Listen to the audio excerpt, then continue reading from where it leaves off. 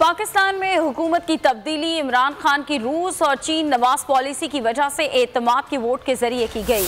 अमरीका की दिफाई तजियाकार ने यह तहलका खेज इंकशाफ कर दिया। अहम अमरीकी शख्सियत ने टीवी इंटरव्यू में कहा कि पाकिस्तान को रूस के साथ मुआहदे ख़त्म और यूक्रेन की हिमायत करना होगी, चीन से ताल्लुकात में कमी लाना होगी, अमरीका मुखालिफ पॉलिसियाँ ख़त्म करना होंगी और यही वजह है कि इमरान खान हुकूमत को तब्दील किया गया। फॉक्स न्यूज़ पर इंटरव्यू का ये क्लिप सोशल मीडिया पर वायरल हो गया। शीरी मज़ारी, शहबाज गिल, असद उमर, फवाद चौधरी समेत कई अहम शख्सियात ने सवाल उठाते हुए ये कहा कि साजिश या मुदाखलत, क्या अब भी किसी को कोई सबूत की ज़रूरत है?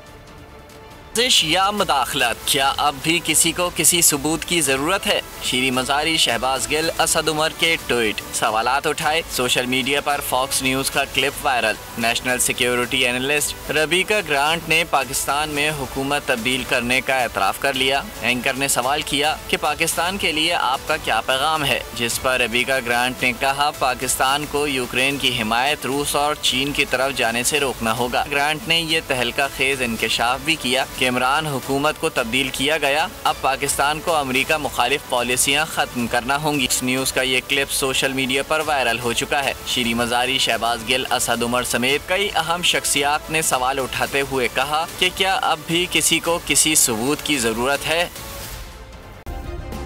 सब्सक्राइब करें और बेल दबाएं ताकि कोई खबर रह न जाए।